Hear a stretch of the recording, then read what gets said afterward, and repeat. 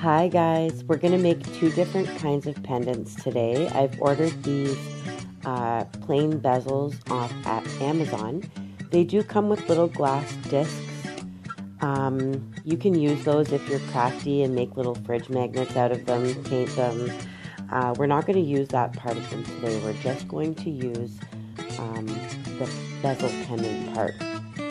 Now there is a texture to these. So what I do is I have a really hard time painting on them with this texture. So I'm going to today use a little bit of resin to coat the bottom, make a nice smooth surface to paint on, and then use resin over top as well once we're done painting it.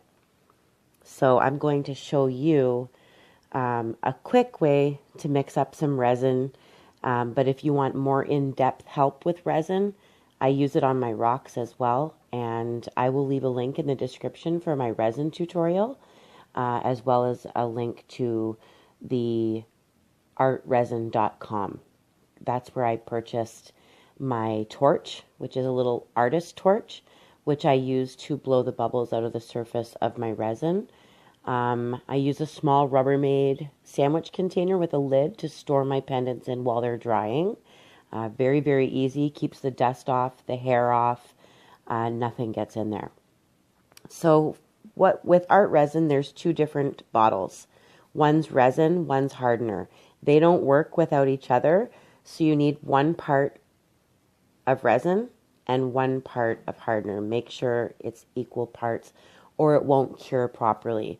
So I'm using a popsicle stick and a tablespoon and a measuring cup, and I'm going to do a tablespoon of resin and a tablespoon of hardener, and it's thick and syrupy, like corn syrup. It's very messy, so make sure you use rubber gloves. Make sure you tie your hair back and don't eat it. It tastes disgusting.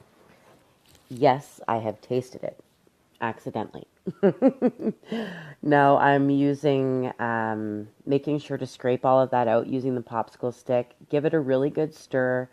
Like I said, the directions are on the bottle, although it doesn't take very much. So I'm doing some rocks as well as layering the bottoms of my pendants right now. So you're not going to need 2 tablespoons of this stuff to cover probably 50 of them. So you don't need very much. So if you're going to use resin to cover something else, or if you're working on a couple of projects and you have a little bit of resin left over, time to do the bezels. So once you've stirred that up, it gets very bubbly, bubbles fly in the air, don't breathe those in.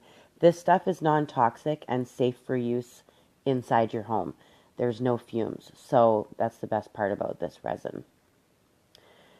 Now I'm using a straw. I'm just picking up a little bit with the straw using my finger on the end, and just placing a little bit of that resin on the bottom of the bezel. I just want to coat the bottom so that I don't feel the texture anymore. A lot of the bezels that I've purchased do have a texture on the bottom, but some you may be lucky and it's a nice flat surface, and if that's the case, you don't need this first step of resin. And it also depends on what you're doing with your bezel as well. If you're using nail polish or what have you, you don't have to do that. Now using my artist torch from Art Resin, I'm just getting rid of the bubbles by having a light torch on there. Not too hot. I don't want to melt anything. I don't want to get dangerous up in here. Now I put the lid on. Make sure you set it on a nice level surface because it will dry to the way you've set it up. So if it's on a slant, they will dry with a slant in the pendant as well. Keep that in mind.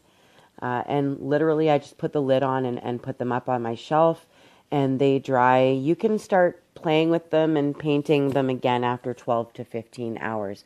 Make sure they're not sticky or tacky, and then you're ready to go. So I've let these ones dry. They're nice and shiny and smooth, nice smooth surface to work on. If you've watched my other tutorials, you know I like a smooth surface. Now I'm using a sponge. It's a Martha Stewart paint pouncer. Usually they have little plastic white handle holder thingies so you don't have to get your fingers dirty, but I don't mind getting dirty. And I'm literally going to do like a base coat. So one's going to have a black base coat, and then I'm going to prime another one with white because we're going to do a nice bright background on another one. So once you've sponged it on, it goes easier on with a sponge. It doesn't leave swipe marks or brush marks or anything. It's easy to get that on top of resin. So that's why I use a sponge. Once that black background is dry, we're going to start with the black one. I'm going to do a large dot in the center. Try and get it as center as possible. Just eye it up and try and get it in the center. Then I do white dots, one on top, one on bottom, left, right. Then I go in between all of those ones with white dots as well.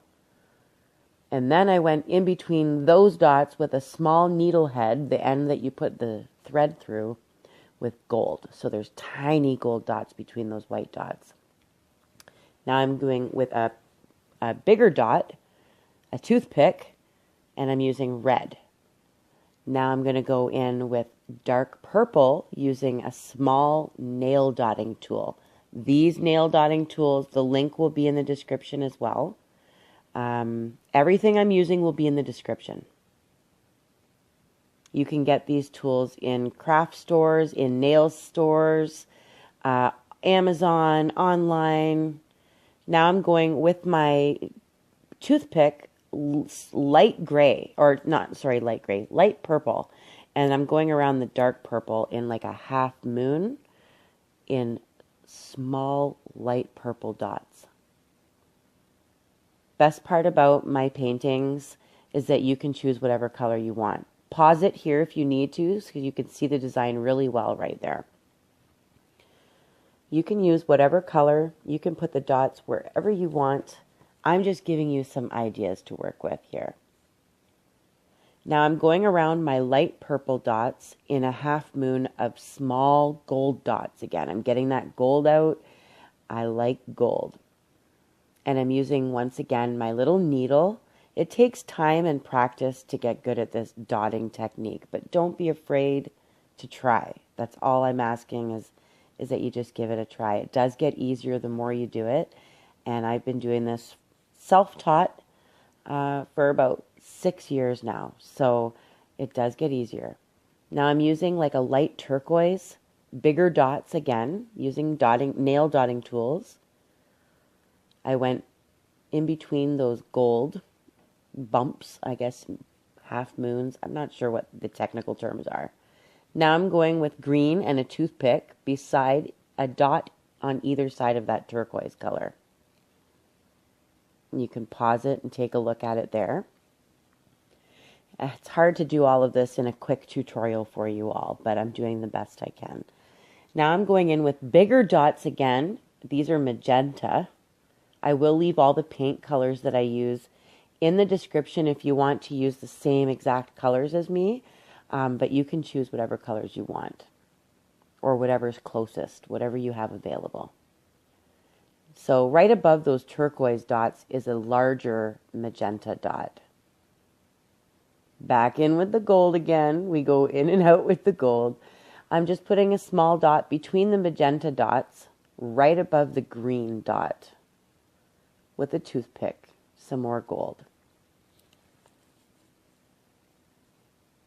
I'm going to get some pumpkin orange out here. And I'm just going to do like a half moon with little dots and my toothpick. Or that might be my needle. I couldn't really tell. Now I'm going in with my toothpick. So yes, that was a needle. Going in between those orange half moons or whatever you want to call those things. And we are back to white again. Now wait until these magenta dots are dry before you add the little white dots on top, or with any other dots you might want to add a different color on top and layer them. It does give it a very cool effect. Just make sure your bottom dots are dry first. Now I'm going to add between the purple dots that we just added, the dark purple, I'm putting 2 light purple dots on either side of those purple dots. You can pause it. I'll still be here when you come back. It's complicated. It's frustrating. You might have to do a couple and try them. The best part about this, if you mess up, this will wipe right off, scrape it right off of that resin. And then you can start over again. So it's not a big deal if you make mistakes. And pause it so that you can take a look and take as much time as you need to as well. So I started with a white background on this one only because I needed it to be nice and bright. So it's like a primer. Then once that white was dry, I added purple over top, dark purple. And then while that dark purple was still wet, I did a little bit of light purple just in the middle. I want to keep the outsides dark. So I just did a little bit of blending of the light purple in the center. And the screen's going to go black here. Don't worry, I'm still here. I'm just terrible at editing. So forgive me. Now I'm going to add a little bit of teal while it's still wet, just to the center. I just want to kind of give it a neat, blended, kind of airbrushed background. And you can use whatever colors you like. My lighting is terrible, so you don't really see the real look of this until the very end once I've got it under the light and it's covered in resin. So now here's a little fancy schmancy trick that I'm going to show you. It is chrome nail powder. Now this stuff is amazing. It flies all over the place, so you have to be very careful with it.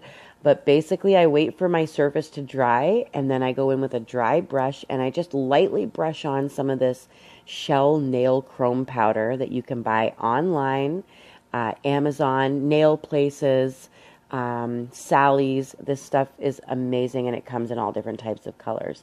And you'd be surprised what it does to change the whole background of your rock or your pendant. It's so shiny that my camera will not focus on it properly throughout some of this tutorial, but I will make sure that you see what I'm doing. So now that I've just kind of dusted off, made sure that I got rid of any excess glitter, and now I'm going in the center with a white dot again, just like the first pendant that we made together. I'm going up top, bottom, left and right with a bigger dot with my toothpick around that center dot. And once again, there is a glare, but I'll try and adjust the pendant so that you can see what I'm doing once I've done it. And I'm out of view, but I will move back into view, I promise. I'm not the best at tutorial making, so I just want to let you guys know. I'll take your criticism, but I'm doing the best I can with this. So now I've done a smaller dot between those big dots. Now I have a fine lining brush that I'm using here to do some petals, starting at the bigger dots on the outside of that middle dot. And you end up, when you follow those bigger dots, you only end up with 4 petals.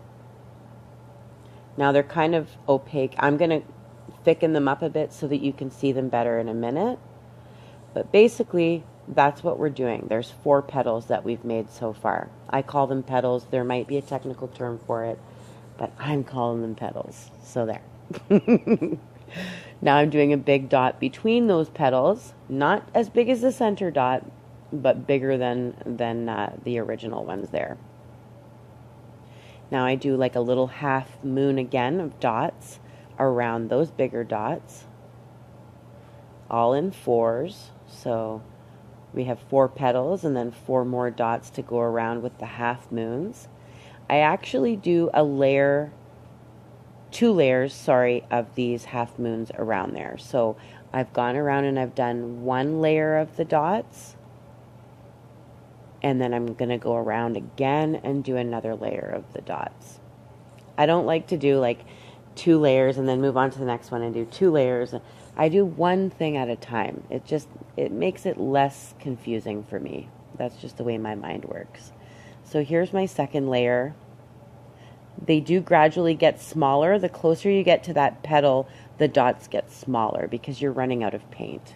So just try and, if you didn't run out of paint, just ease up on the pressure, and that will make the dot smaller. So there, I am going to adjust it here so you can see it a little bit better. There is 2 layers of those half moons. Forgive me for my terminology, my technical terminology. Now I'm doing 4 more petals. I'm going around those dotted areas that we just worked on. So you'll see this in a second. I've done bigger petals, and they do come to a point, but they're wider. And it's okay that I've left some of those points open because we're going to close those points with a dot.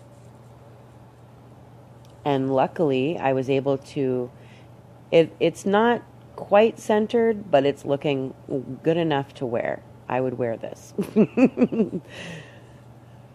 No one is going to notice if it's not perfect. It's going to shine and shimmer, and people are going to be jealous that it's not around their neck.